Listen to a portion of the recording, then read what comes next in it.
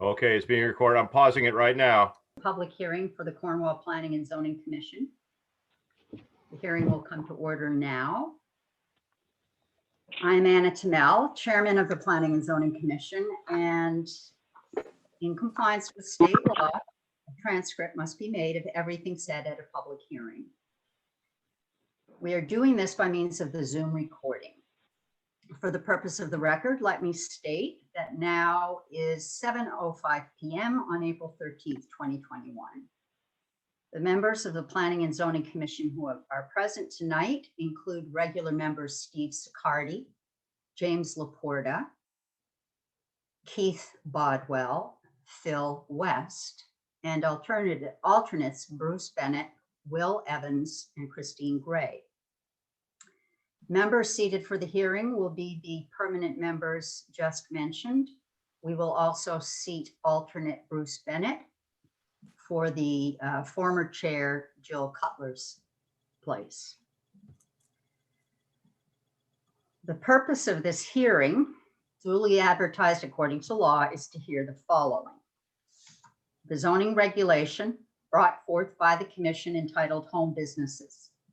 This section is intended to delete and replace section 8.16 to 8.21, which is currently entitled Home Uses.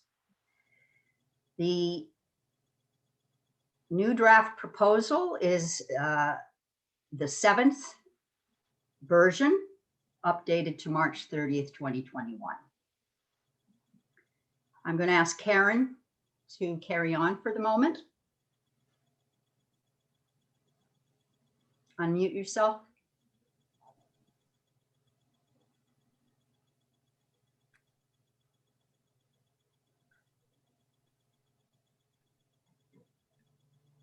There we go. Can you hear me? Yeah. Okay. I am going to read, let me see where we are. We're down to the legal notice. Yep. The legal notice, posted on the Cornwall website on March 1st, amended on March 15th, and amended to April 1st, 2021. This legal notice was also published in the Waterbury Republican on April 2nd and April 8th. It reads, notice, Town of Cornwall notice of public hearing, Planning and Zoning Commission. As part of its April 13th, 2021 regularly scheduled meeting, the Cornwall Planning and Zoning Commission will hold a Zoom public hearing commencing at 7 p.m. to hear the following application. Zoning regulations brought forth by the Commission entitled Home Businesses. This section is intended to delete and replace section 816 through 821, which is currently entitled Home Uses. And in parentheses, draft proposal 07 updated to March 30th, 2021. At this public hearing, interested parties may appear and be heard, and written communication submitted per email or regular mail. The proposed regulations posted on the Cornwall website are on file in the land use office, on file in the town clerk's office, and are available electronically by request from the land use office at cwlanduse@optonline.net. The complete file, including all correspondence received by the land use office on or before April 12th, 2021, will be posted on the town of Cornwall website no less than 24 hours prior to the opening of the hearing. The agenda for the meeting will be posted on the Town of Cornwall website prior to the meeting with instructions for attendance. Dated this first day of April 2021, Karen Griswold Nelson, Land Use Administrator, Town of Cornwall. In addition, a copy of the draft amendments time-stamped March 15th, 2021, March 25th, 2021, April 1st, 2021 are on file in the town clerk's office and in the land use office, in compliance with statutory requirements that the amendments be on file in the town clerk's office 10 days prior to the public hearing. I have email confirmation from the land use office to Jocelyn Eyre, the Northwest Hills Council of Elected Officials, of the receipt of rough unformatted draft regulations for review to comply with the 35-day statutory timeframe. I will point out that the legal notice under COVID-19 requirements are obligated only to be on the website, but it was put in the newspaper. Due to the fact that these amendments are brought forth by the commission, there are no other noticing requirements. I'm going to read the following correspondence. I might be missing one stack, but basically all of the correspondence has been posted on the website since the end of March, including emails from Hector Prudhomme, Joanne Vodashak, Annie Kosciuszko, Michelle Ship, Chris Mullins, Bart Jones, Nita Colgate, Catherine Wallace Harding, Brian Savin, John Harding, Gary Steincole, Casey Cook, Betty Spence, Jamie Longy, Mag Cooley, Gordon Ridgway, Janet Carlson, Caroline Nastro, Kim and Judy Herkimer, Daryl and Dermot Woods, Ann Zinzer, Jennifer Dorson, Arnon Fisher, Toby Cornejo, Nora Prentice, Joe Bryan, Blaine Matthews, and Virginia Kindred. I believe that that is the stack that I have that is up on the website. And that is basically what I have to make part of the record. Thank you.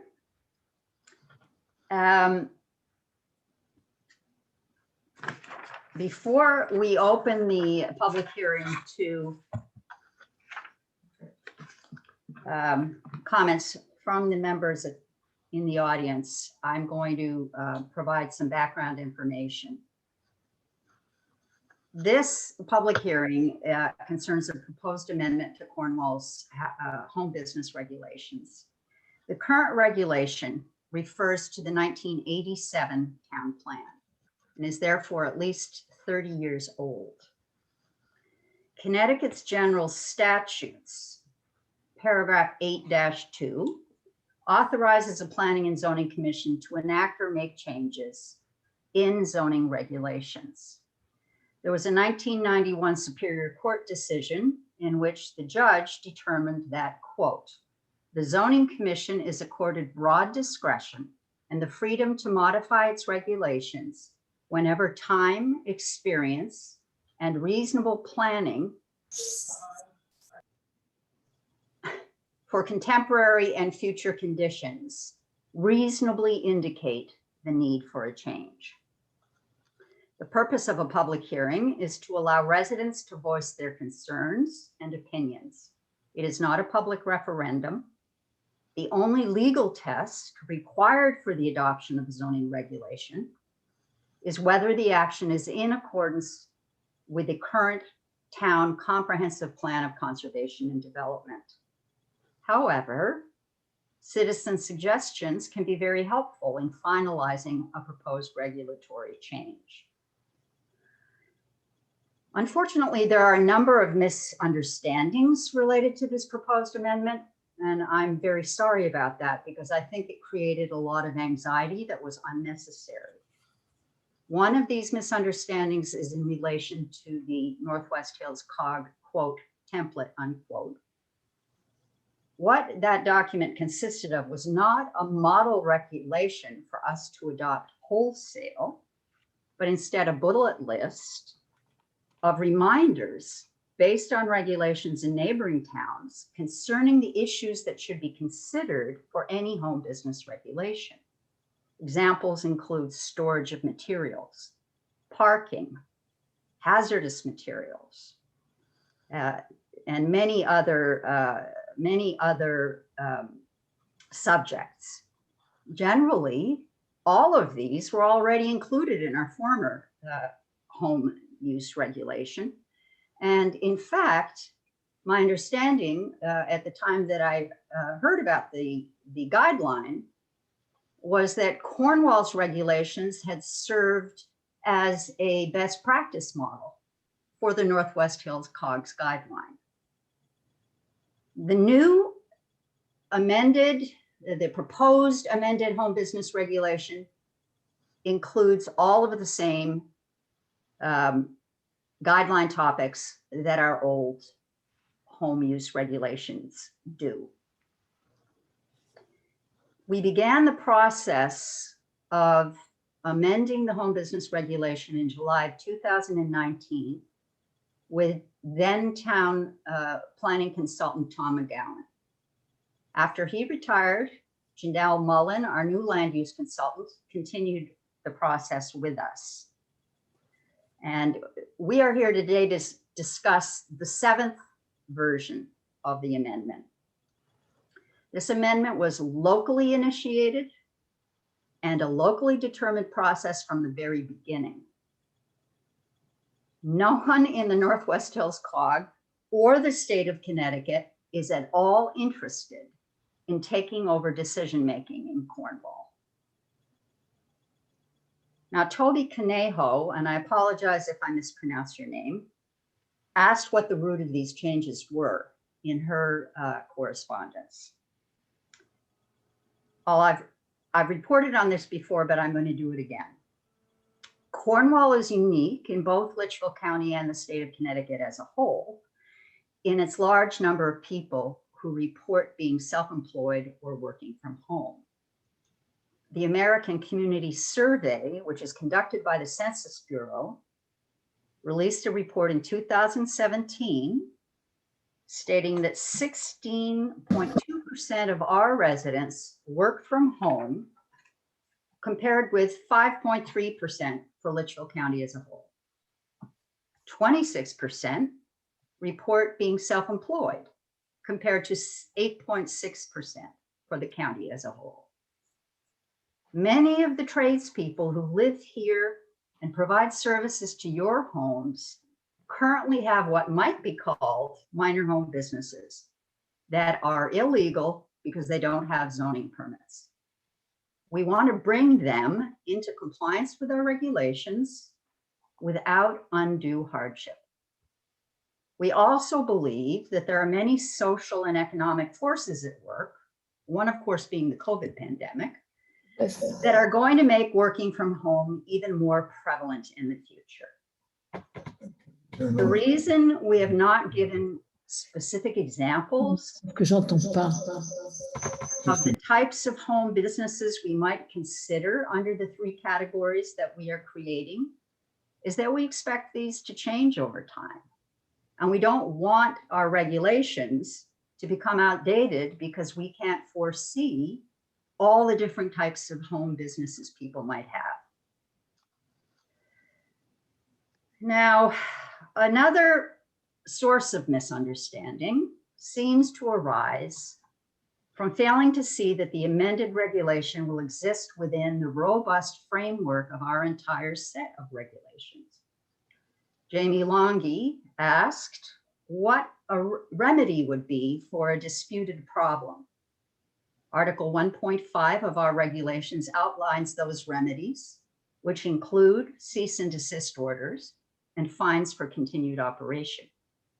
A property owner violating the parameters of these regulations may have their permit revoked. As a matter of fact, if you read Article 8 of our current regulations carefully, which applies to special permits, you will see that the approval criteria for a major home business in our amended regulation are actually more stringent than the overall special permit process. Another seemingly overlooked fact is that our CEO and the commission always have the discretion to require a special permit process for any application whatsoever, whether it is a minor home business or a major home business. No application for a zoning permit is ever guaranteed approval simply because it is submitted. Now, I'm going to answer some of the specific questions that were asked in the correspondence. Jane Harold asked the following questions. Why are they doubling the sign size limit from 2 square feet to 4 square feet?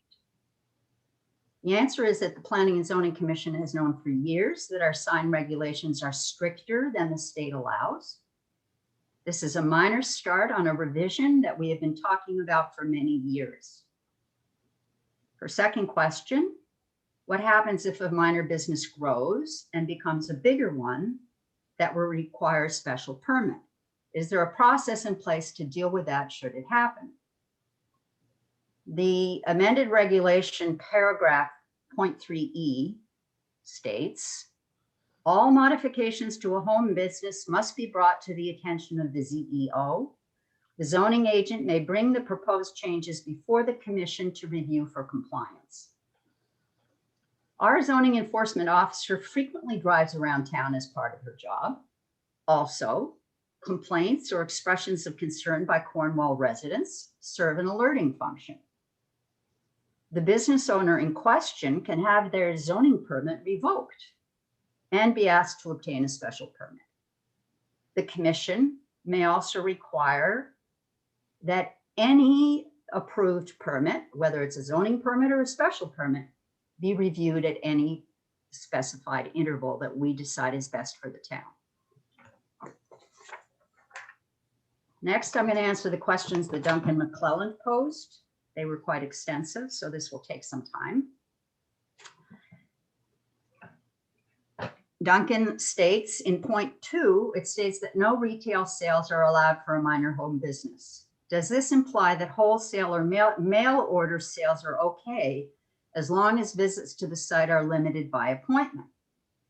If so, does that mean that any kind of wholesale or mail order sales is okay?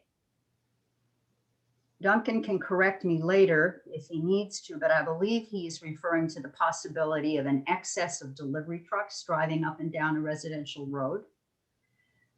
And during our zoning permit process, the applicant would be expected to indicate the expected volume of delivery trucks. And site plan requirements, which are covered in Chapter 6 of our current regulations, refer to this as well. And as I stated before, anything that's problematic, the ZEO, who has decades of experience, can refer that application to the commission for consideration of requiring a special permit. Second question.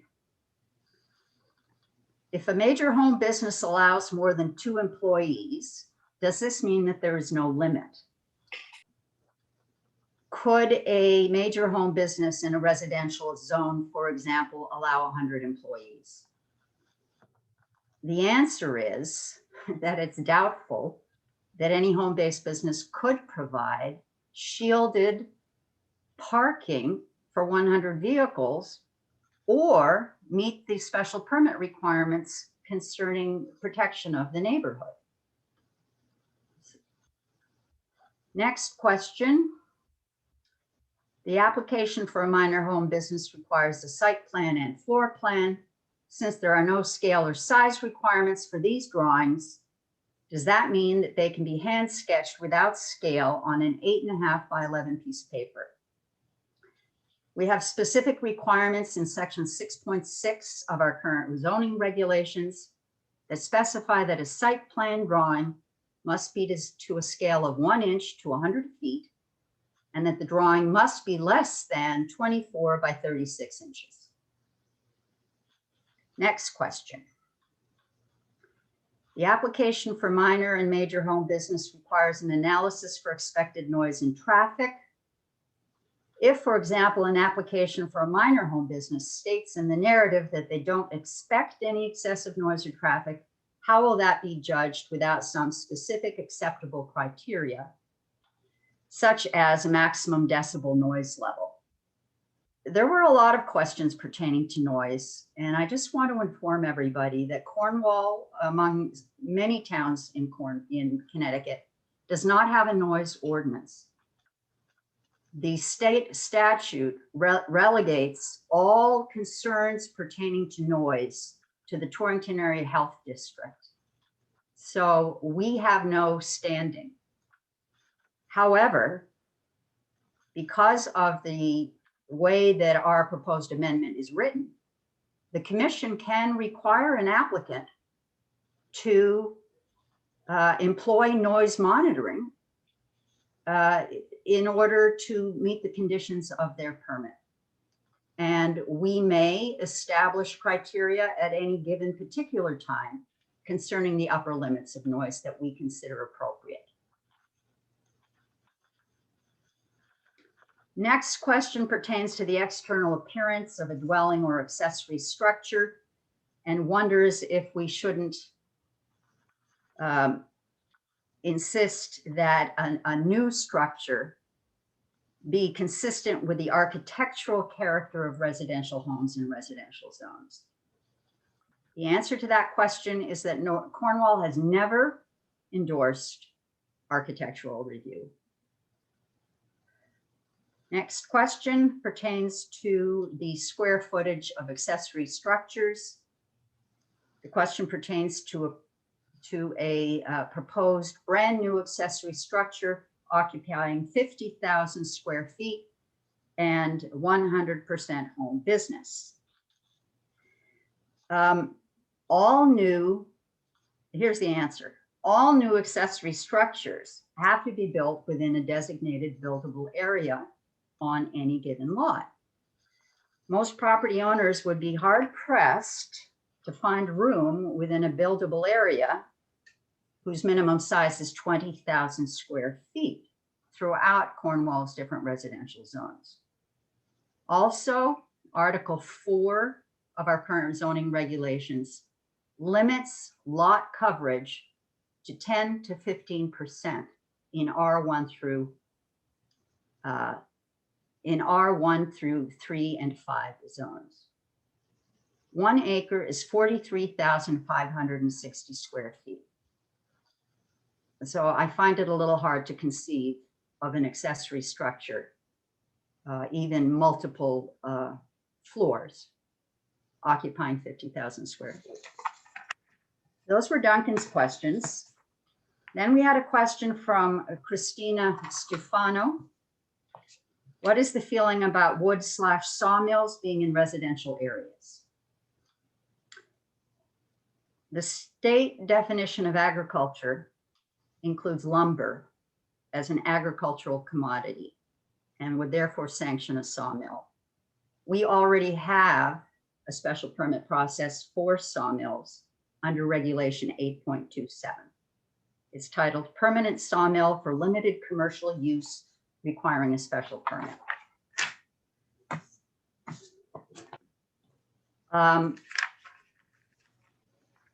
Last set of questions. I'm sure you'll all be relieved. These are from Joe Bryan. I think I've already answered his first question about whether or not these regulations are being added to our existing regulations or are replacing them. The second question was, will current businesses be required to apply for new permits or will they be grandfathered in? They will not be required to apply for new permits. He has a question about Mohawk Ski Area, which is irrelevant because Mohawk Ski Area is on leased state land and Cornwall zoning permits do not have any applicability. He has a question about whether or not historically any one permit has proved to be more difficult to obtain, more likely to be rejected, or more costly to apply for. The answer to this question is yes. Traditionally, a special permit takes more time, is more costly because it sometimes requires the use of professional consultants, and is not especially timely in that you have to set up a public hearing. You have to notify your neighbors. You have to be present at the public hearing. It's not considered a big deal by some people, but plenty of other people do consider it a big deal. Joe Bryan also had a question about noise. I think I already answered that. Then he had a question about if I am performing most of my work off-site and operating as a home office, and I have a small lumber rack and trailer in my yard, would I need to apply for a major home business special permit due to the exterior storage issue? I don't believe so. There are all kinds of people in Cornwall who have various things parked on their property, including trucks, including sometimes a school bus when the driver has brought the bus home. So the answer to that is I don't believe so. And the final question was, what does, quote, orderly development of the town and compatibility with other existing uses mean?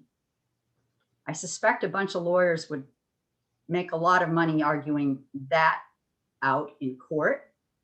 I'm guessing the main thing it means is, for example, we wouldn't want to put an industrial zone in the middle of Cornwall Village.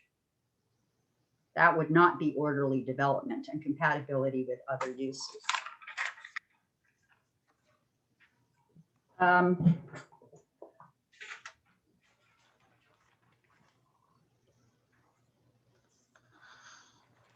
on. I'm getting down to the end.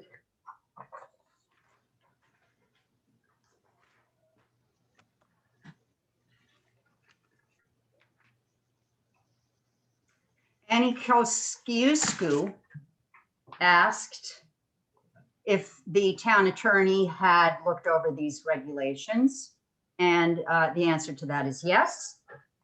Pearlie Grimes is the reason we went from version 06 to version 07, which is the one we're considering tonight. All right, now we're going to open to public comment. I just want to say, I hope some of my answers to people's questions, I've shown you that relying on social media for information can lead to unnecessary problems. I'm hoping that this commission will consider a remedy for the future so that this kind of situation doesn't arise again. I think people need some kind of venue for asking questions of the zoning commission. It takes years for the members of the Planning and Zoning Commission to learn the ropes, to learn the zoning regulations, to understand land use law, in particular Connecticut statutes. And I think that we are the people who should be answering your questions. So look for that discussion at a future meeting. Now, as usual, you're going to have to limit your questions and your comments to the agenda, which is the zoning amendment at hand. And you may not make any personal attacks on individuals. If you do, you will be muted for the duration of the meeting. There were at least 4 people who presented documentation to the commission on more than one occasion for this public hearing. We're going to ask them to wait their turn until everybody else attending here who wants to say something has a chance to speak. We'll set a time limit of 3 minutes, which is the usual for the first go around. And if time permits, we will have a second go around. For the sake of everybody's ability to continue to think, we will limit our meeting to a total of 2 hours.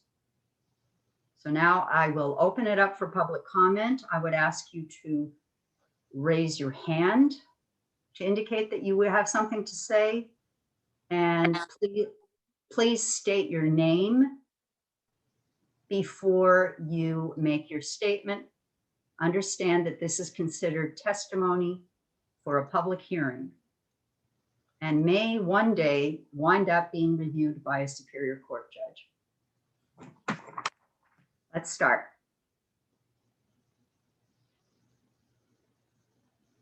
Okay, I'm gonna look through the Rocco Bottom. Okay. Can everyone hear me? Yes. Okay. So my name is Rocco Botto, and I'm a resident of Cornwall that works both a day job and a side hustle business, you know, to provide my growing family of soon to be 5 with sustenance. And I believed the the new proposed updated home-based business zoning regulations really achieve the right balance for our town, which is not an easy task, by the way. So I applaud all the work that P&Z has done on this. And after closely following the progress over the past year, I do feel this is the right move for Cornwall.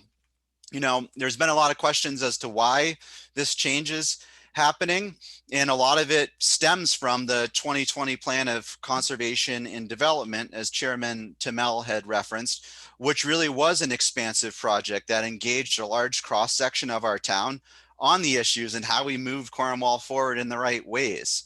And what came out of that was key goals like making it easier for our residents of our town to work from home, as many of us do in Cornwall today quite sensibly. I would also contend that there is a more acute need at play here as well. This is the fact that probably over half of the people that work in town today have a home office or a small home-based business. If you think about the current regulations as they stand today, one could reason that potentially half the town that works out of a home-based office, for instance, could be out of compliance, or at the very least, there is a significant gray area that needs to be addressed because the current regs don't seem to match truly with how we live and actually work today in Cornwall. The world has also changed, and the way we work has changed along with that, especially in the face of the pandemic as digital transformation continues to accelerate. You know, this trend of working from home has been going on in Cornwall for quite a long time, and really since the beginning.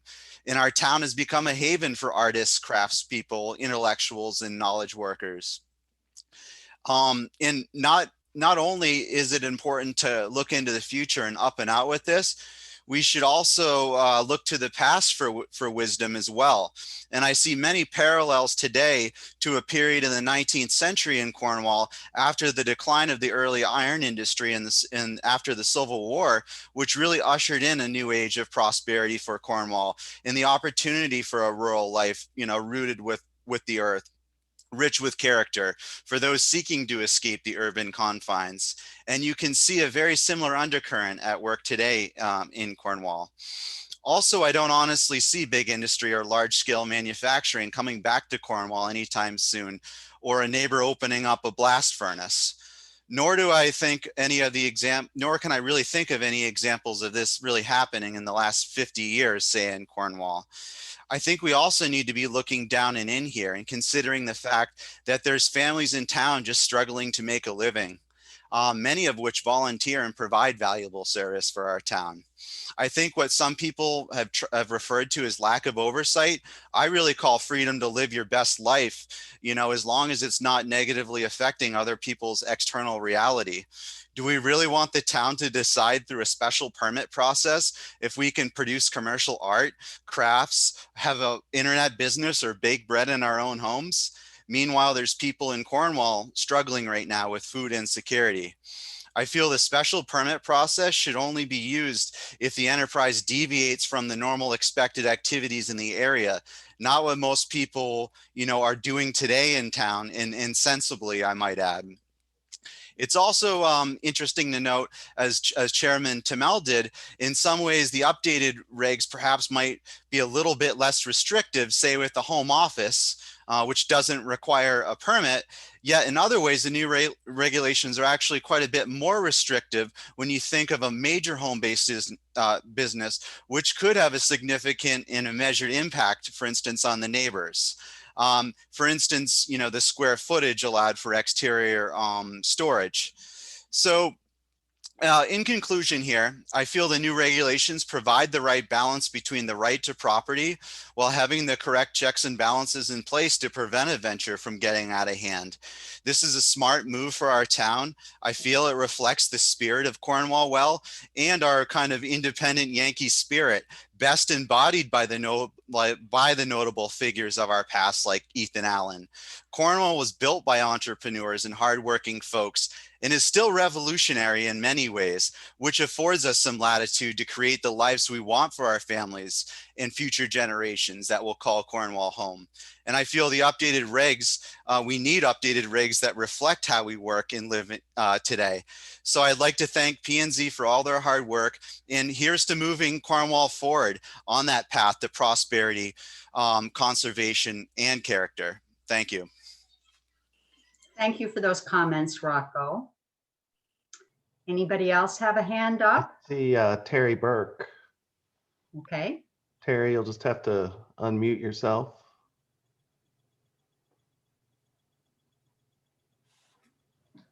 So you're just clapping. Hi, Jonathan. Terry here. No, that was no more than hitting on the reactions. That was applauding Rocco's statement there. Very well put. Okay, thank you. Finish. All right, I'm gonna scroll through and look for Dave Colbert. Oh, wait. Anna, was Dave on the list of multiple letters? yes. That's right. Okay, hold on. Dave, let me see if there's somebody else first, but I know you want to make a comment and I'll circle back. A lot of folks have their video turned off, so if your video is off, I cannot see a hand raised.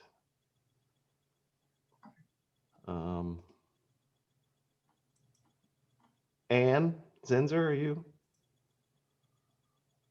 And Trowbridge has a question. Okay, Go ahead, Ann. okay. Well, I put out a petition for people who were alarmed at the dropping of the old regulations that could evolve and were evolving. And I got 96 people to sign. So that should be considered quite seriously. And many people made comments. The comments were all more or less the same, but all really concerned that getting an outside push instead of an internal development was not the way to go, and that we should be very careful and talk together more before any decision is made. Okay. Thank you, Ann. Ann Trowbridge. Yes, thank you. I want to support the proposed amendment presented in version number 7. I believe it sufficiently limits the scale of home businesses and the impact of their operations. I don't think zoning can solve all of our problems. One can have an inconsiderate residential or business neighbor, regardless of the zoning. I think it might be helpful to clarify what you mean by employee in your rules, so that contractors, family members, co-owners of the business, if the intent is to limit the number of people who drive to work to the site, perhaps clarify that. Otherwise, I'm in support of the minor changes. I think they will help realize the town plan. Thank you, Thank Ann. you. Thank you for your comments.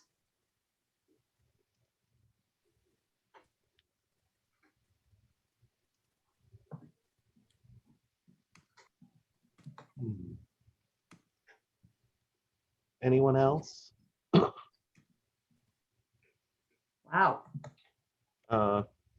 Gordon? Yeah, I hate to have dead air at these meetings, so I'll just start in.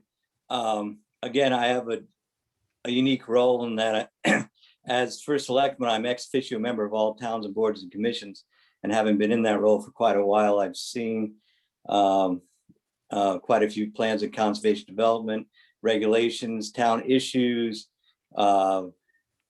very enthusiastically discussed. Hallmark of the town is free speech, and it's good to see that is still going on.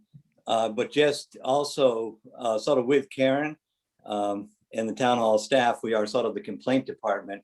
So we have another sort of perspective of how do you deal with things, because often we get in the middle of neighborhood complaints, of which we've seen a variety, which we won't go into tonight. But the question did come up, how do we, what's the origin of this reservation of this revision of this update? And I think part of the reason why the update happened was realization that the files behind Karen are pretty empty as far as home businesses. There's many self-employed people here, but there's not much on paper because the town does not have a habit of going down people's driveway and saying, what's up, or whatever else. And as you can see on the agendas, it doesn't come up very often. However, we know more and more people are working from home, and that is regulated by the town and left to a few people to try to enforce the new reality to what are the existing regulations. And again, home use regulations that were drafted talk about traditional home enterprises, whereas the new employment in town, which I think is a very positive development, is telecommuting. And these regulations were done with the idea of making jams and jellies and basket weaving, which isn't as popular as it used to be. Whereas we have many people that are commuting from home that are now possibly subject to regulation under the old regulation. So again, I think it's time for an update, which these draft 7 does mention home offices as something that is allowed in town, as something we want to welcome as part of life in 2021. It's part of the plan of conservation and development. The town did see some of this coming and wants to encourage it. And we want to make people compliant. The idea of having hundreds of people not in compliance in the town is not a great setup. And just thinking of having the town having to process hundreds of special permits unnecessarily, I mean, what's the point of that? So I think that's one of the reasons we do have updates. We try to anticipate as much as we can where are things going in a balanced way. And I think these things all make sense. And I think this commission is listening to people, taking its time.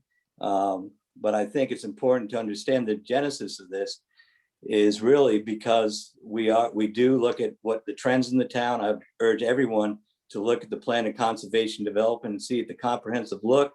The towns did look at these trends, and those trends have only amplified in the last year. And so I think it's important to have these updates because they make a lot of sense. And that's really why we're here tonight, to embrace current lifestyles and make it so there is, balance between regulation and creativity that we have strived to have in town. And I think we've been pretty good at it. But again, we want to have regulations that are updated, enforceable, and are sensible. So anyway, thanks for everybody's time. Participation is key. And thanks the commission for their patience. Okay, I'm looking for hands. Phyllis? You can unmute yourself first.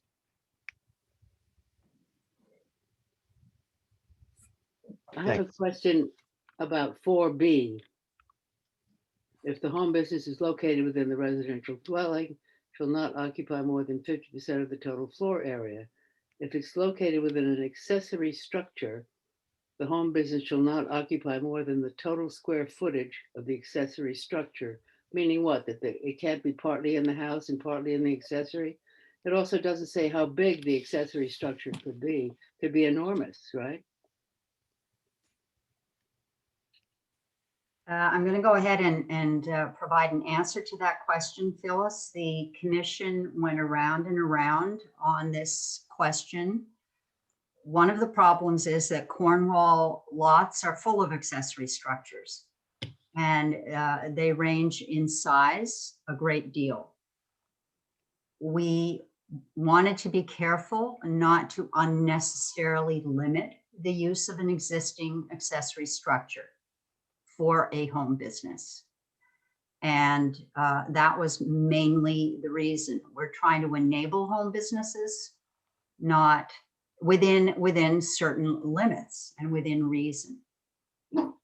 So if you're going to have a home business in your home, it cannot occupy more than 49% of the square footage. If you are going to locate that business outside in a garage, a shed, a barn, an old chicken coop, you can feel free to use all of that accessory structure because you're not going to be changing the outside appearance. It will still look like a barn, a shed, a garage, or an old chicken coop. But it can't occupy more than the total square footage. So you can't use another accessory structure? You have several on the place, or what?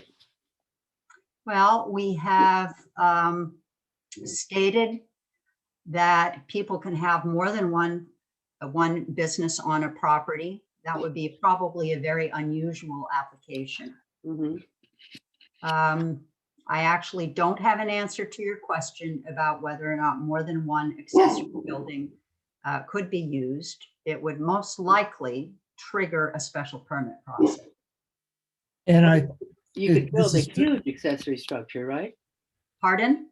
You could build a huge accessory structure. Well, I think I already answered that question in terms of the limits of our what is allowed on our buildable areas. Any new accessory structure has to be within the buildable area of the lot on which the residence is located. The residence already requires a lot of that buildable area. The septic has to be within the buildable area. The well has to be within the buildable area. Any new accessory structure must also be within the buildable area. And I have seen enough people struggling to find a buildable area within their 1 acre lots or even 3 acre lots to make it seem very unlikely to me that this would be an issue. Well, if you have. That's a- all. Well, I'm going to limit that. Thank you for your question, and we'll limit that discussion and let someone else make a statement. Duncan McClellan, I saw your hand up. Actually, my question was related to that, because when I asked the question about an accessory building being up to 50,000 square feet, I know that's pushing it, and I think it would take a big lot. And in fact, I ran a short calculation, and that would require about a 10 acre lot to be able to build a 50,000 square foot accessory building and still be within the 10% lot coverage and the setbacks for even with 50-foot setbacks, which are required in certain zones. So it would be unusual to be 50,000 square feet, but I think you could build an accessory structure that was maybe 5,000 square feet, which is at least double the size of most homes, which typically average about 2,000 square feet. So an accessory building could be built within the zoning regs on a, say, 5 acre lot that's pretty large, and it's not within your regulations kind of only talk about existing structures. The appearance of an existing structure should be maintained, but it doesn't talk about new structures, new accessory structures that might be built just for a home business. So it just seems that there ought to be some restriction on size so it doesn't get out of control. Because I think the 49% rule is very good. I'm all in favor of that. And even though our current zoning only allows 1/3 of the house to be a home business, going to 49% is not a big increase. And I think that's fine. I'm just concerned about the accessory buildings that might be built. We appreciate your comments, and we'll be thinking about them. I assure you, we'll be thinking about all of the comments that people are making this evening. If I may, some of the thoughts that the commission had when we discussed the size issue, which we did discuss quite a few different times, we really were trying to think of looking at the business from an external perspective in terms of behind closed doors in a residential zone, as long as it wasn't impacting the neighborhood with extra traffic, noise, parking, external views. It was basically saying that you still, in essence, had a residential type of situation going. And some of the businesses that might happen behind closed doors might be, they might demand some extra square footage if you're working on art or something like that, that's actually larger pieces or things like that, that's actually not really negatively impacting the residents, but it actually might take up somebody's utilizing an existing larger structure. We were having a hard time in visualizing what, say, a new structure would be built for some new business that wouldn't have any employees, one employee or something like that. So obviously there would be checks and balances to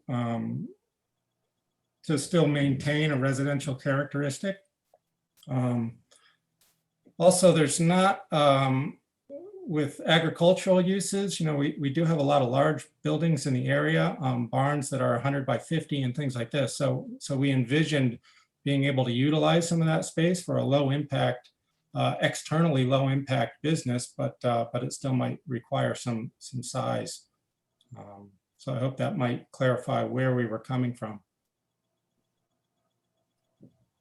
Any other comments from other people in the audience? Keep your hands up. Toby Cornejo. Hi, I'm Toby Cornejo.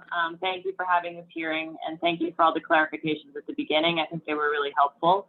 I think a couple more would also be helpful.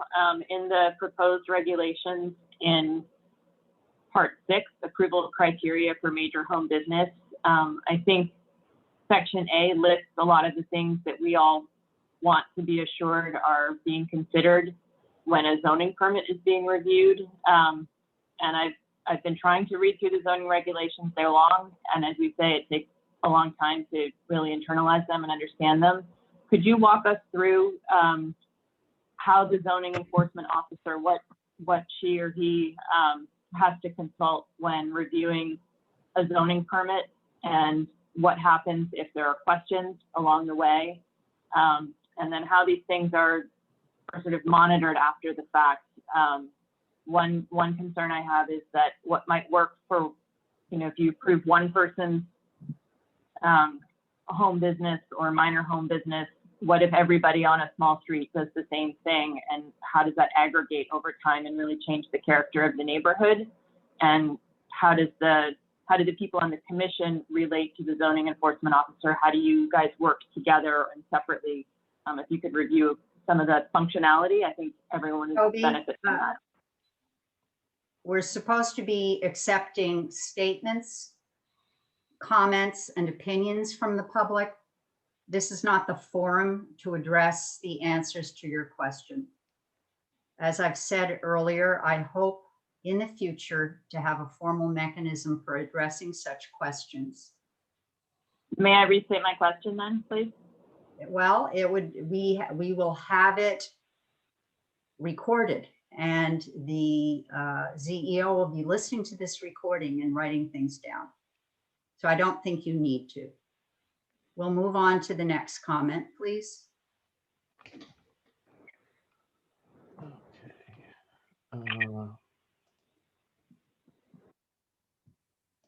I do see we've got, I see a couple of hands. I see Dave and Joanne waiting in the wings, but we're going to ask them to wait to be last to be sure everybody else has a turn. So far, we're only an hour into this, so there appears to be plenty of time. If there's anyone with their video off, either use one of your reactions or just unmute yourself to speak up. I'm not seeing any. Okay, go ahead then. So, Dave Colbert.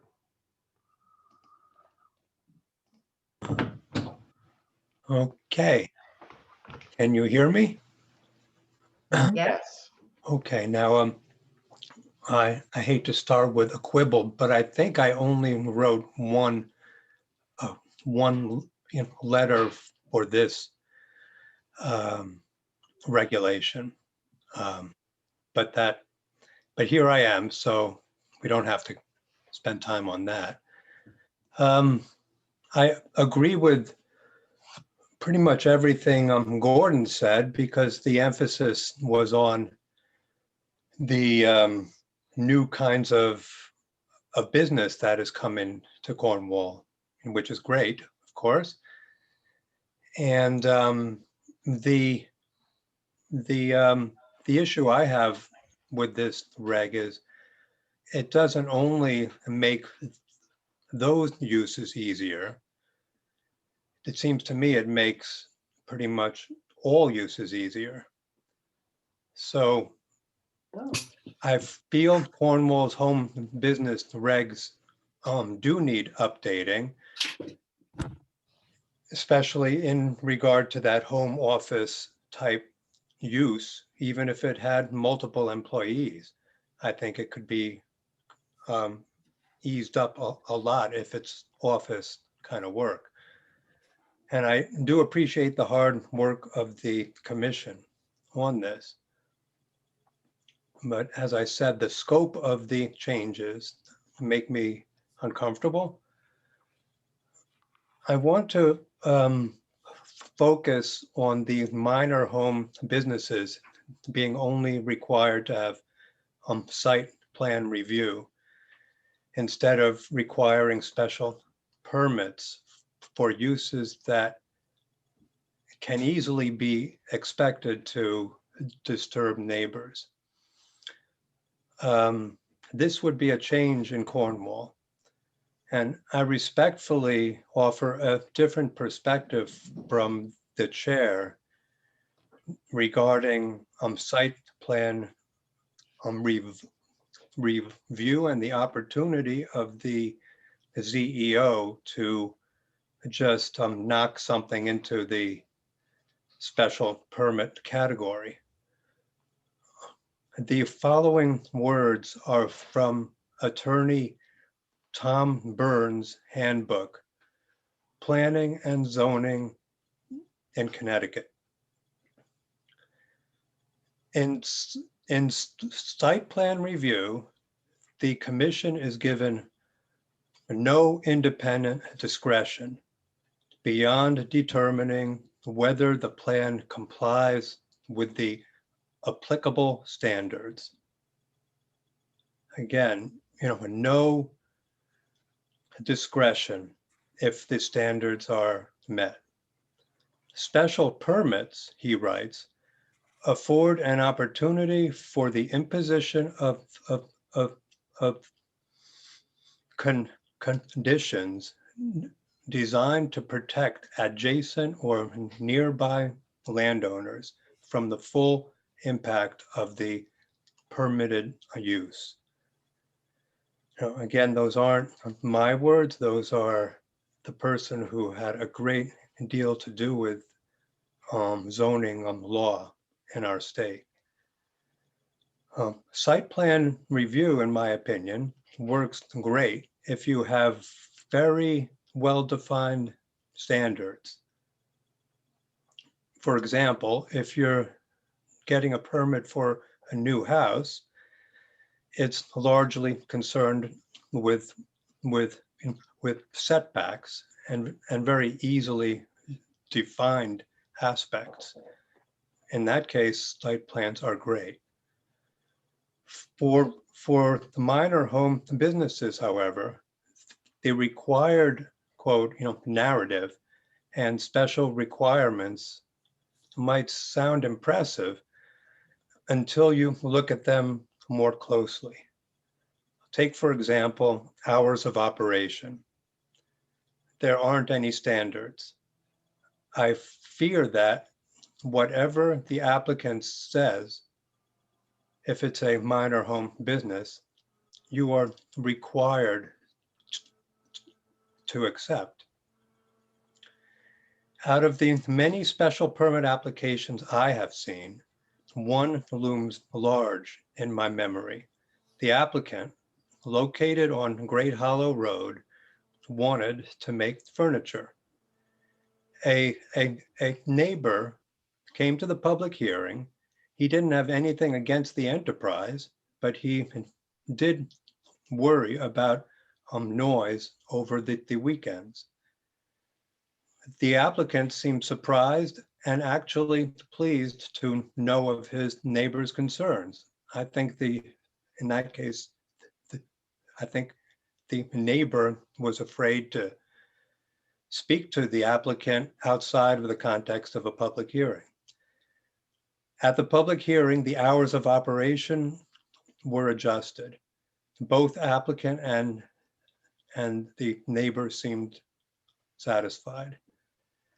In conclusion, I wish P&Z wouldn't use such a broad brush when trying to update regulations, and instead would differentiate activities regarding their potential for disturbance.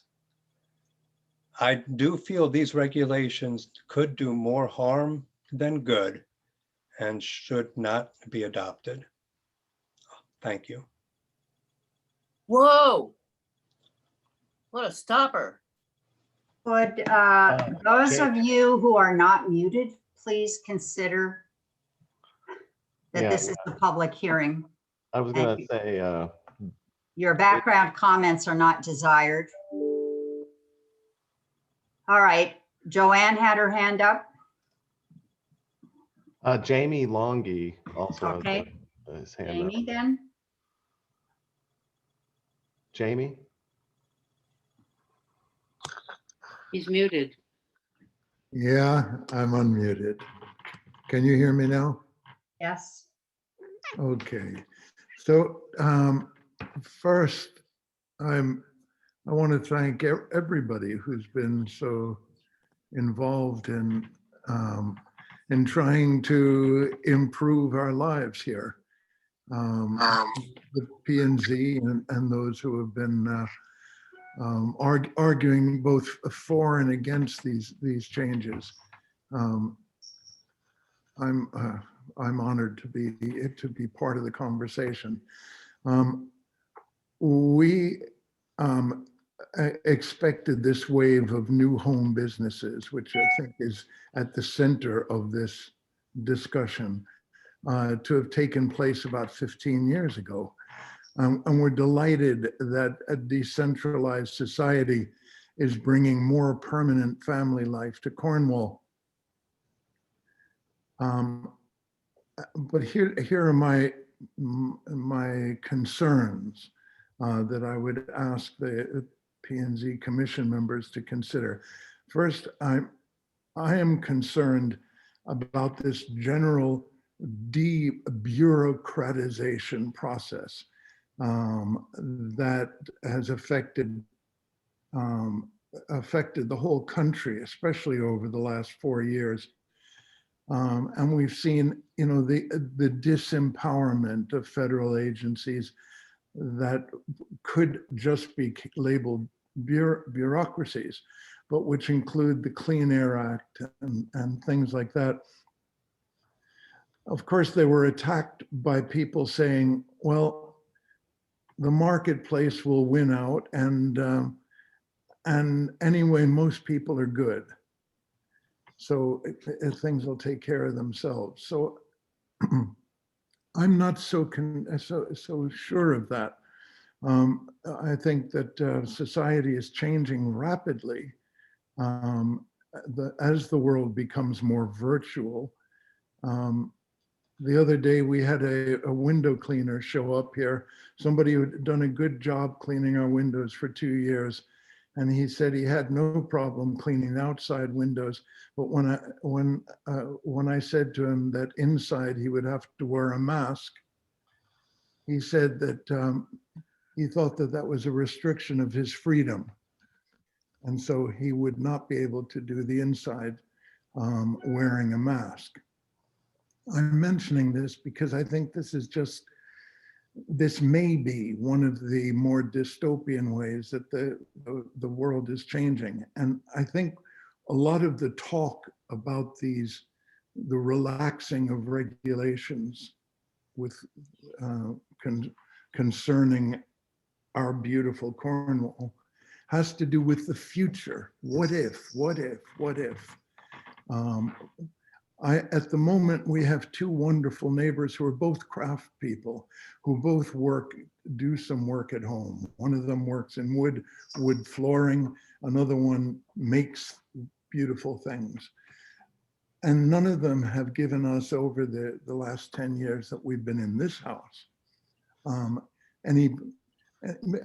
ever created a nuisance other than occasional sounds of their work. What if we had neighbors in those homes doing work similar to theirs that were, I don't know, more selfish, less concerned with what their neighbors thought? They could be doing the same work, I believe, with their bench saws without any restrictions. And this is what bothers me most.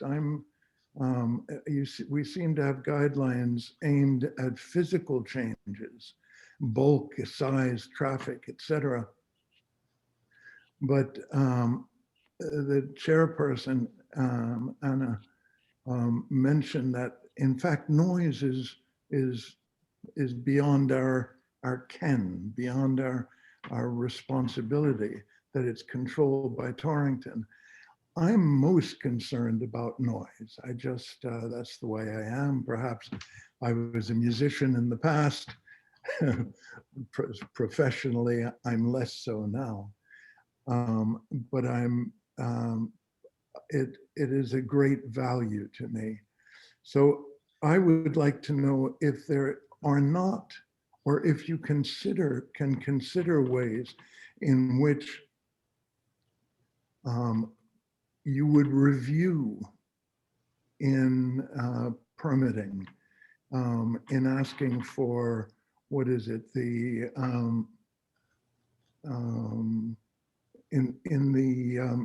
whether it's the minor home business or just the smaller one. I can't remember what you're calling it, but in the site plan review, can you not find a way to indicate that people must indicate what kind of noise they would produce, what kind of decibels can we expect, how far would it be from the boundaries, and make that central to asking the question, so that if they went beyond that, it would be easier to appeal or to restrict them. I mean, I love rock and roll, but and I'm a rock and roller. But what if we had a rock and roll band rehearsing in a home studio next door? Is there anything we could do short of litigation? These are my concerns, and I ask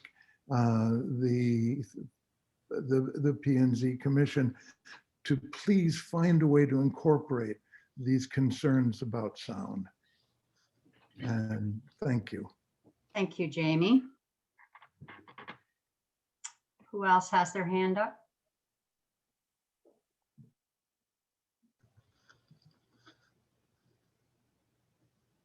Joanne is still waiting to make a comment. Okay. Your turn, Joanne.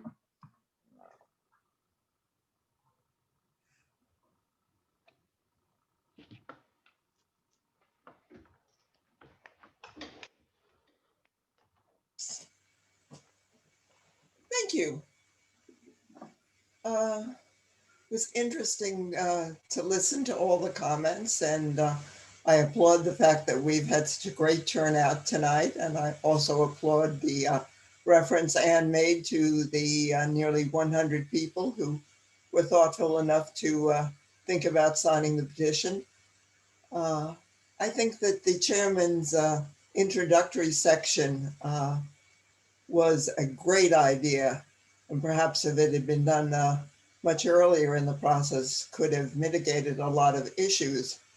However, the fact that there is still no mechanism in place for answering questions from the public is sort of shocking to me, that the committee would even be thinking of voting without putting that mechanism in place and using that mechanism before they decide to vote on such massive changes that David outlined so clearly for us.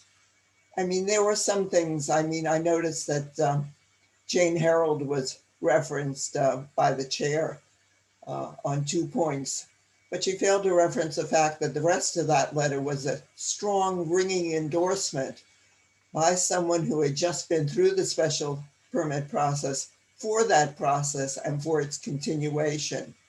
And we know that our CEO is already terribly overworked. I think she only works something like 6 hours a week in Cornwall. And I also, as somebody who had a home business for, well, since 1987 in Cornwall, I always found the tax collector found me. It was interesting that all those years I've paid taxes on the items that were in my office and appropriate. I can remember there was a particular sculptor in town who was pretty upset when the tax collector came to visit his studio and said, well, that equipment is, you know, got to pay taxes on that stuff. But I mean, this is not something new. As I said, I had my business here since 1987. But what I really like to talk about is something that happened to me as a result of a lot of those, as someone said, social media interactions. People called me up, people wrote to me, people stopped me at the post office and said they were really interested in this, but they didn't want to speak up because they didn't want to get entangled in controversy. And they certainly didn't want to wind up as the recipient of a defamation lawsuit. Now, where would they have gotten that idea? Well, they got it from, as you're well aware, of an email that the chair wrote to me on March 26th, and I'll quote that email. Joanne, your second letter will be entered into the record as public testimony for the hearing. I want you to know that many of your statements are factually inaccurate. None were noted. Secondly, some of your statements verge on public defamation of character. Again, none were specified. She went on to say, quote, I want to warn you to think twice before saying them again. And she went on further to say, quote, be aware that this situation has been discussed with the town attorney, end quote. I mean, I found that very, look, I may not sleep well to begin with, but that sure didn't help. It's very uncomfortable. And I see why other people, when they read it, would feel uncomfortable and not want to get entangled in it either. I mean, we know that the courts have ruled and would dismiss, if there was a defamation lawsuit brought against me. I know it would be dismissed because Dr. King walked this road much steeper and much longer and much harder many years ago. Jonathan, could you please mute Joanne? Sure. Joanne's comments were not relevant to the agenda. And therefore, she will not be allowed to speak. She was not talking about the public hearing. She was talking about something else entirely. Anybody else have anything to say? I'd like to speak. I'd like to speak. Go ahead. Could you state your name, please, for the public record? Sure, it's Carolyn Nastro. I was going to say a lot of points about the document here. Basically, a lot of the inconsistencies that are in the document that don't comport with the regulations we have on hand. And following David's speech here. But I want to say that I am actually shocked to see that the speaker, the chairman person, has muted someone who's speaking directly to an issue that was raised when she submitted a letter to the public hearing. So if this does not have relevance to the public hearing, I don't know what was. In that letter that she just stated, you cited. Jonathan, would you please mute Caroline too? Yeah, I think we're trying to keep it to about the regulations that were noticed. Okay, then I'll talk about the regulations and I'll talk about them in relation to that. So basically, I'm here to criticize the regulations. I have a right to criticize the regulations under that statute that Joanne just referred to. What she is referring to is a letter that she submitted with regards to the regulations that she was criticizing, the regulations that are subject of this hearing. And that criticism has to do with the fact that we are allowed to criticize the regulations that are at this public hearing because of Martin Luther King. How that has happened was that there was a lawsuit called Sullivan versus the New York Times. That was a— Caroline, let me just butt in here for a second. Does this have to do with the regulations? Yeah, it actually does, and I'll explain why. Because there's a state— Start with a headline. Give us okay. So basically, I'll explain how this is linked. Okay, so the way this is linked is that Connecticut, when you hold a public hearing and you vote on these measures, there are regulations in place by Connecticut state that there can't be any conflicts of interest regarding the public hearing. And you are required you're required at that public hearing. It's actually this has to be stated at the public hearing, which is I think what Joanne was trying to get across. This can't be muted. She can't be muted when she's about to state something related to the recusal of the chairperson, which is what I believe she intended. Of course, she cannot speak because she's been muted. But that in particular has to be stated at a public hearing. So for a chairperson to mute someone who is trying to state that the chairperson should recuse is a big problem. And also for the chair, in addition, for the commission not to address that issue that was sent. I don't know if everyone's read her letter, but it was on the correspondence of for this public hearing. She asked that the commission consider whether Anna Tamel should recuse for her behavior in that letter that she sent for accusing Joanne of defamation of character. The commission has not addressed that issue. So that issue needs to be addressed at this public hearing. In that letter, the reason she was talking about defamation of character, if you read it, was that Martin Luther King was sued similarly. It was and this is why it's similar. We just need to point out one thing, and it's going to be quick. Martin Luther King and the New York Times were sued by a Montgomery police commissioner in Alabama. And the reason they were sued was because they put an ad in the New York Times. And that ad had a few inaccuracies. And it criticized the commissioner, just as Joanne has been criticizing our commissioner. It criticized that commissioner for treating the civil rights protesters poorly, okay? Now, what happened was that, as Joanne stated, is that went to the Supreme Court. And the Supreme Court determined that people are allowed to make critical comments about a public official. And it's part of, she had it in her letter, she could probably read it to you, but it's about people being free to make caustic comments and not being afraid to be sued for defamation. So it's very relevant here because what we have is a situation in which the commissioner has literally threatened a resident with defamation if she speaks at a public hearing. I think that she should be allowed to speak and finish her statement. And I think that would be appropriate. And I also think it's not only appropriate, but a legal requirement for the commission to discuss Anna Tamel's recusal from deliberation on this issue. And the reason for that is because there are this commission has to have the utmost integrity. It has to go forward and make a decision and vote here. No, and everyone at this meeting here has to know that this was done properly. And one of the requirements of the state is that you cannot prejudge situations. You can't Okay, have. Caroline, I think we, I'm finishing up, just 20 seconds. You can't have communications outside of the forum, for example. The commission members know this.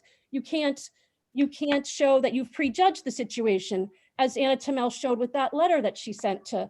So this is why it's very important. If this vote happens tonight, it has to happen with the utmost confidence, that the people have to have the utmost confidence, not only in Anna Tamel, but the entire commission. So that's all I'm going to say. There are a lot of other, when we get a second time to talk, I can talk about all the little specific points and all of the way these regulations conflict with the ones we have now, and don't make, there's a problem of like legal, even the legality of these, because they say different things than things in the other part of our regulations. So it's hard to even understand that, but that's for later. Thank you. thanks. Karen Nelson. You'll need to unmute yourself.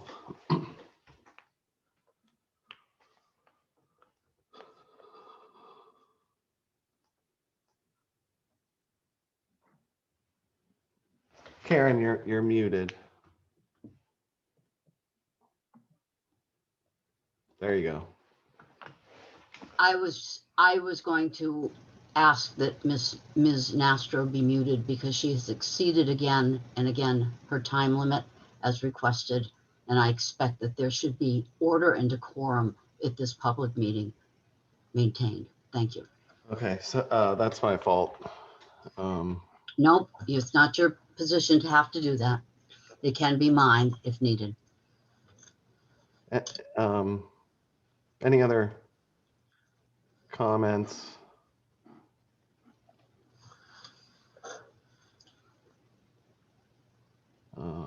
James, did you have your hand up?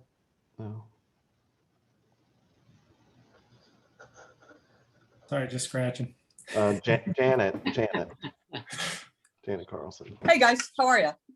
All right, so I've been an entrepreneur almost all of my adult life, and I've been an entrepreneur in Cornwall for the past 12 years. I've also chaired the EDC for the past 9 years, and our group spends a lot of time, meeting with potential entrepreneurs, meeting with people who want to start or move businesses here. So in this pandemic, what we've seen is that surprisingly, a lot of people want to start a business. The EDC works in partnership with the P&Z, a lot of times just to make sure that a business is a right fit. So we'll take a look at business plans, we'll take a look at what kind of business it is, and then where could it be located? In a place that is in harmony with the businesses and the people around it, and that would bring needed services and more business to Cornwall, but one that is appropriate. So I can tell you that before it ever gets to P&Z, business plans are being read by members of EDC, and we bring in other people if we need any more expertise. But we do meet with them. We find out what kind of business they want to have. We see if they have a business plan. We find out what they need.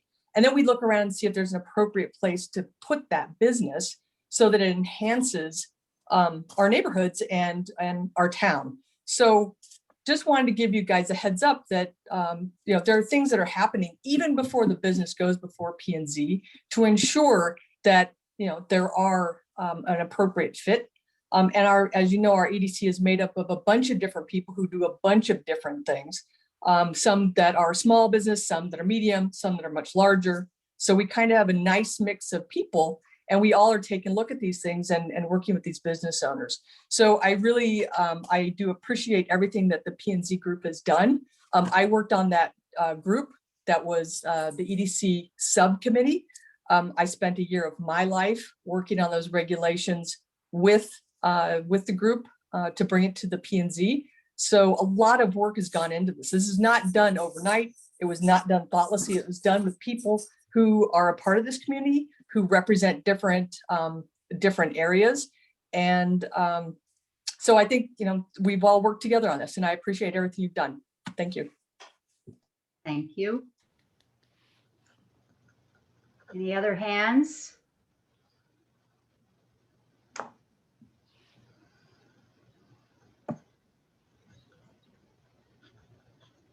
All right, Joanne and Caroline have their hands up.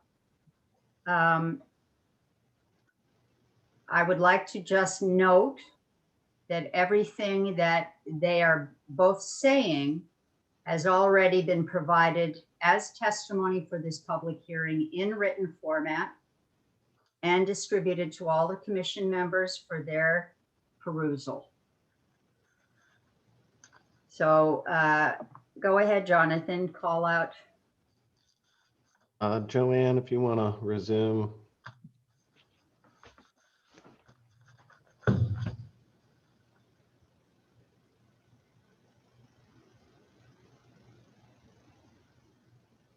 Thank you. You know, I'd just like to see things fairly done. There was not a moment's interruption of Rocco Bacco in the beginning when he spoke for 6 minutes and 20 seconds. So let's just keep an even playing field. I have just one point I'd like to add, and that's that the state of Connecticut has a number of regulations and requirements. And one of those that I think is very important is that members of P&Z have no conflict of interest in what they bring before, what's brought before them. In fact, the law doesn't exactly say no conflict of interest. They say no appearance of the conflict of interest. So it's really very stringent, very demanding.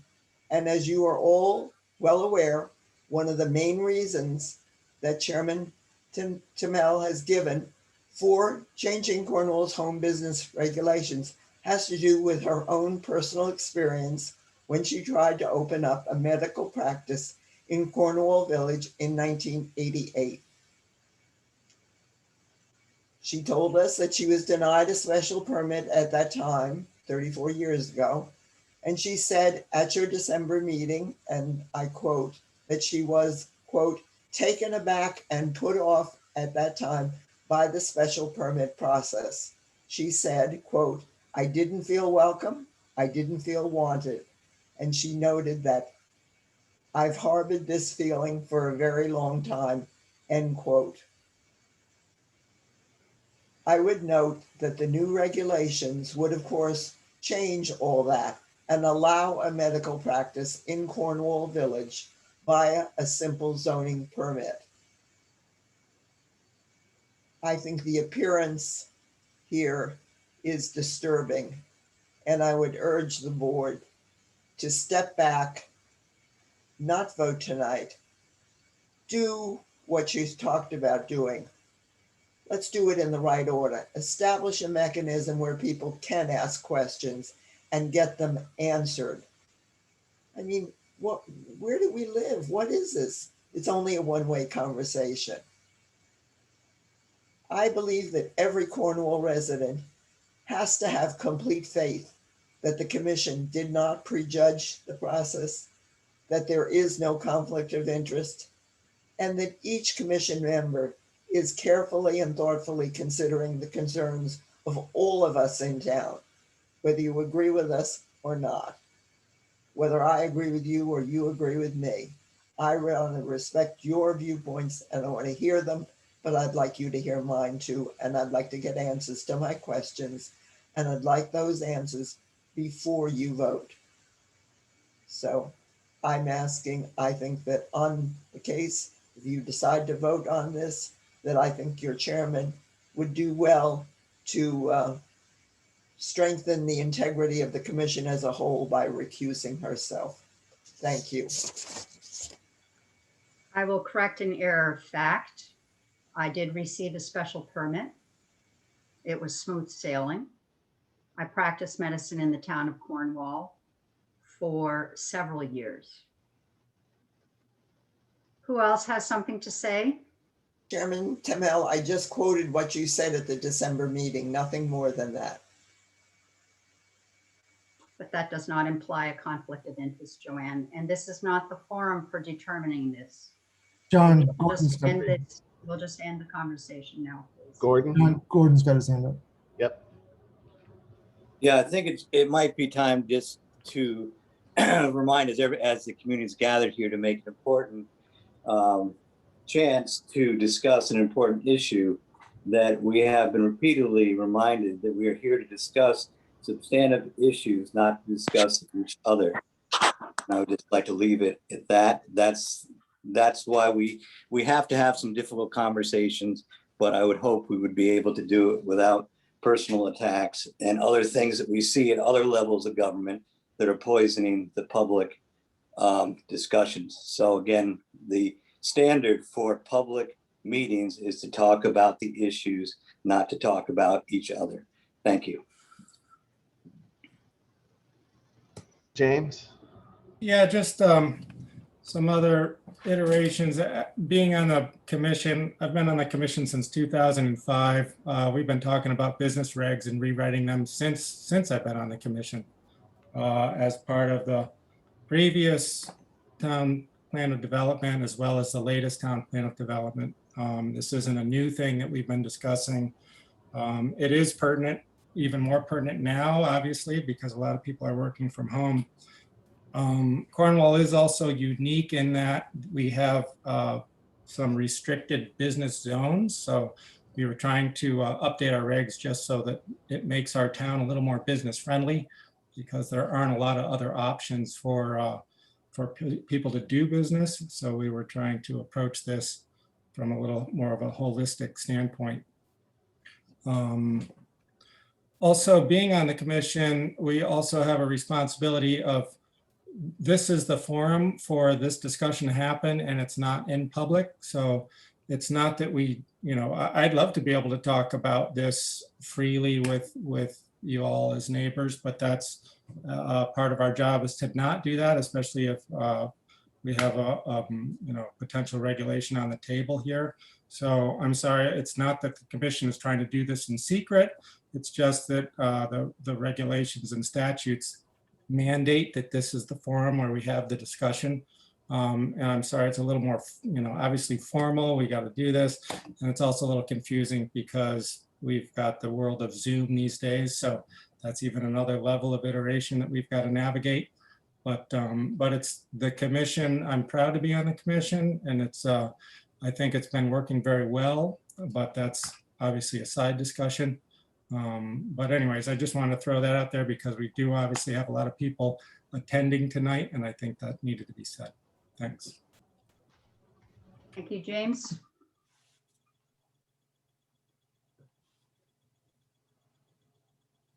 Looking for more hands.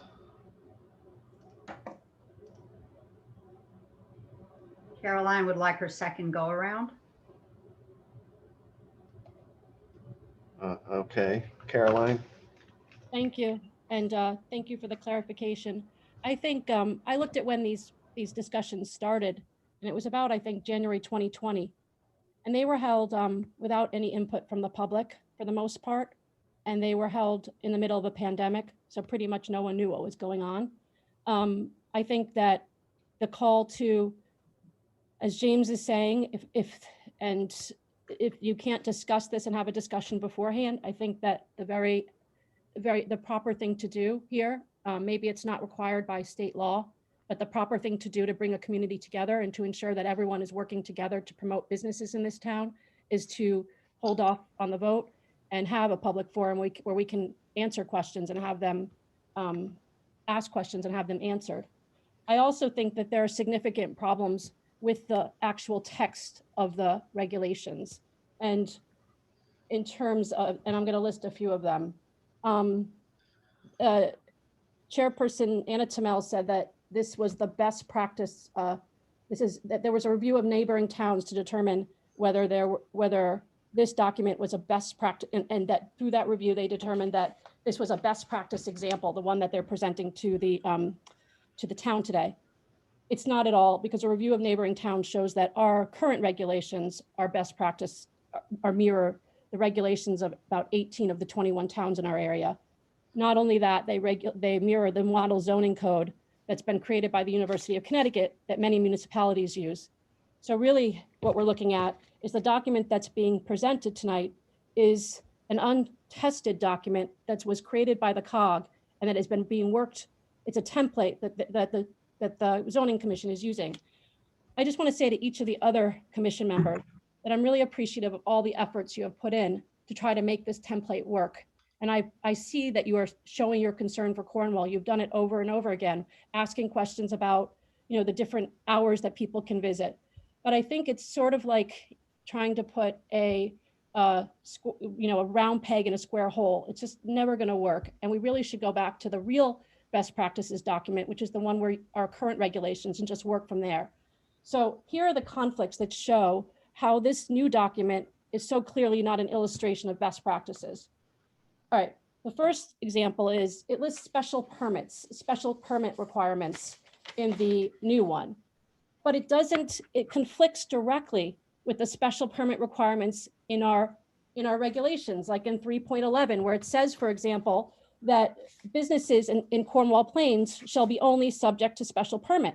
So right now, you're saying that minor businesses don't have to be subject to special permit. And there's no addressing of that problem or anything in these regulations that we have here. It does say that any other use that would create non-compliance with the specific provisions above, this is in the new ones, other requirements within the Town of Cornwall zoning regulations is prohibited. So does that mean that you are saying, therefore, that in every zone, which is every residential zone in Cornwall, which is subject to special permit, this new document that you're putting forth would be in violation of that?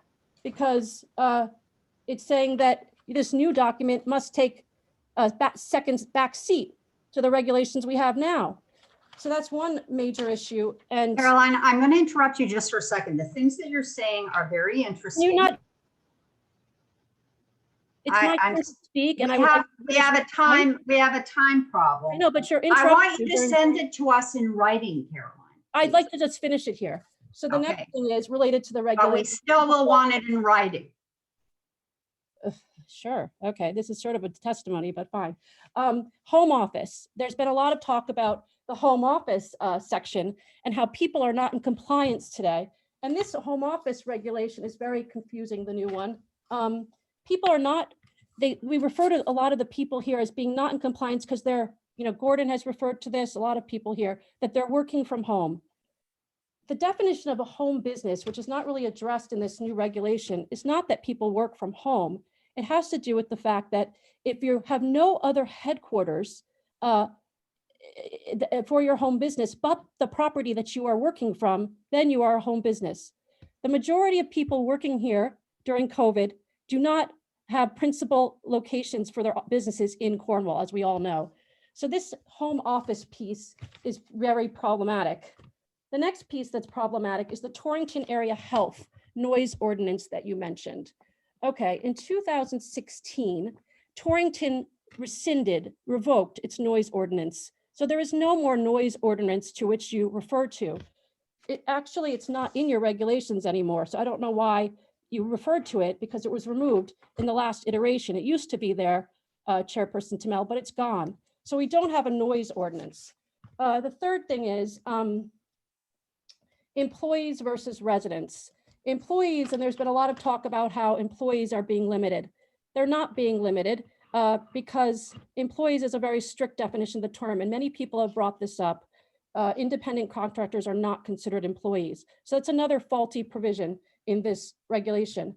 I mean, basically, if you read all the correspondence that everyone has submitted, they have been very intelligently pointing out all the issues that make these regulations. I think someone referred to them as sloppy. Someone else referred to them as a problem looking for a solution or something like that, if I've gotten it right. The last piece that's a problem, just in terms of the legality of passing these, is the automotive piece in here, which says something to the effect, I'll say it exactly. It says that automotive repair locations are governed by Connecticut General Statutes, Chapter 246, Section 1454. All right, that has changed. Now, according to that, I'm just pulling up the statute and I'm pulling up the case law because it's really interesting, actually, in terms of this. This is a major problem. You are not allowed to denial because of property values impact, conflict with master plan, or other typical health, safety, and welfare zoning criteria is not authorized. That is a change in the state statute.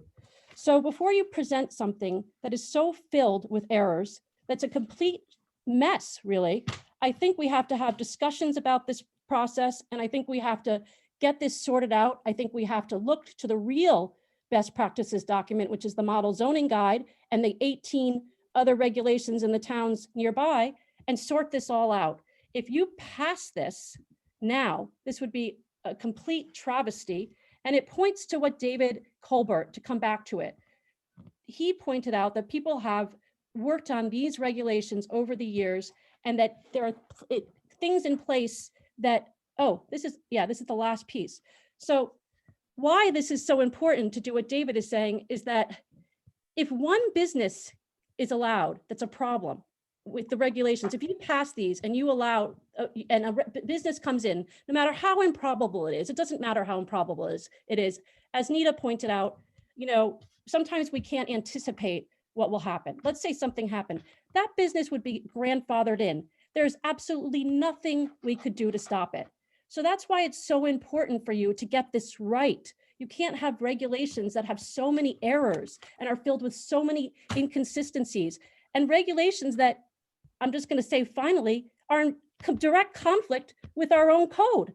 I mean, you can't say anything more than that. How can you be passing regulations that are in direct conflict with our own code? Okay, that's it. Thank you. Thank you.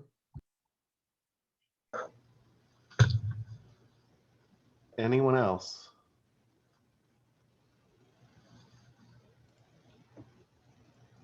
I'm looking for hands.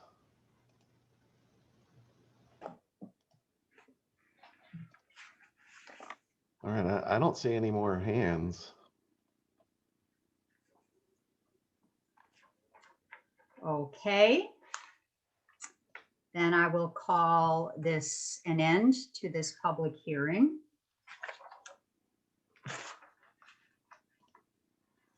Chairman Tamel, Yes, thank you, Karen. just to clarify, are you asking for a motion to continue the hearing?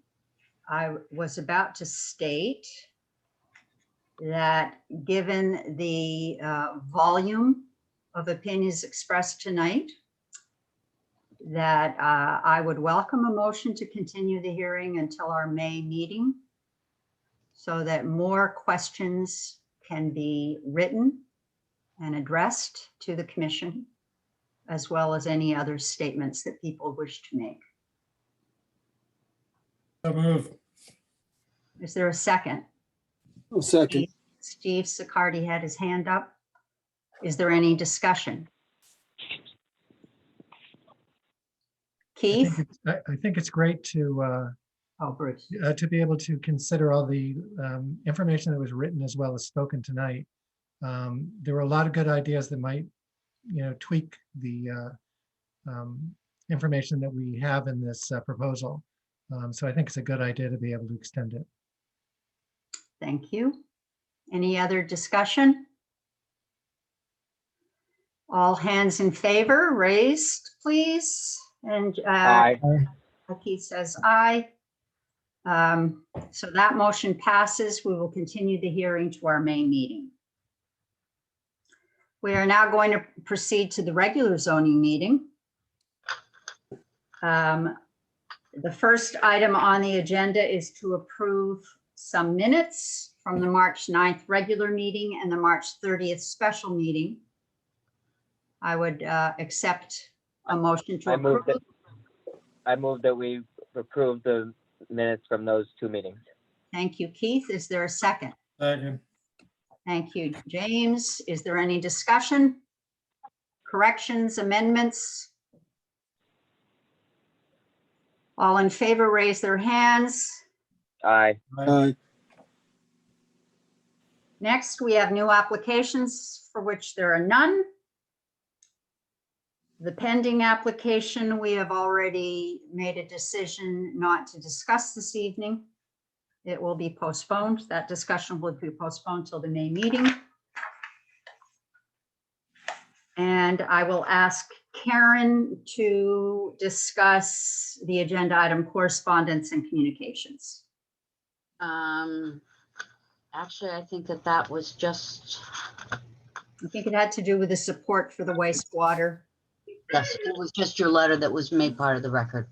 I wanted the public to know that this commission acted on a letter to be made part of the record for tonight's wastewater meeting. So that's on file in this office. If there's any questions about what was written in Do support. you have a zoning officer's report?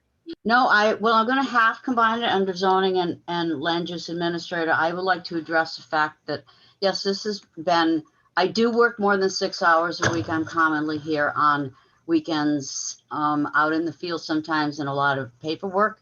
I have tried my hardest to get information up on the website provided. I would encourage those people to make sure that the information that they're given, that information comes to this office, not the Board of Selectmen, not the Cornwall network, that anything that is to be made part of the record has to be on file under Freedom of Information in this office. There was appeared to be a lot of misinformation by people who did not understand process. I'm asking that it be clarified so that those people who think that they express their opinion elsewhere are not denied their right to have input into the record. And so again, I'm going to stress the fact that the Land Use Office is the recipient of all correspondence, and I will try very hard to get it up on the website in stacks as it comes in, but it does not automatically go up on the website. It has to come from this office. Just for clarification, I would hope that other people's remarks didn't get lost elsewhere and they think it's here.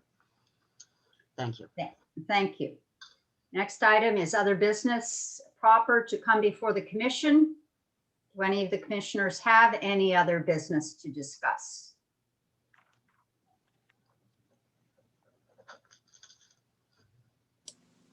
Okay, the next item is adjournment, and we will need a motion. Move to adjourn. Thank you, Phil. Second by Keith Bodwell. All in favor, raise your hands. Aye. Thank you. Good night, everybody. Good night. Good night. Thank you. Thank you, Jonathan, for your help. Thank you, Jonathan. Yes, Commission greatly appreciates. very much so. I Yes. agree. Thank you. I look forward to the next time. Thank you, John. Good night. Aye.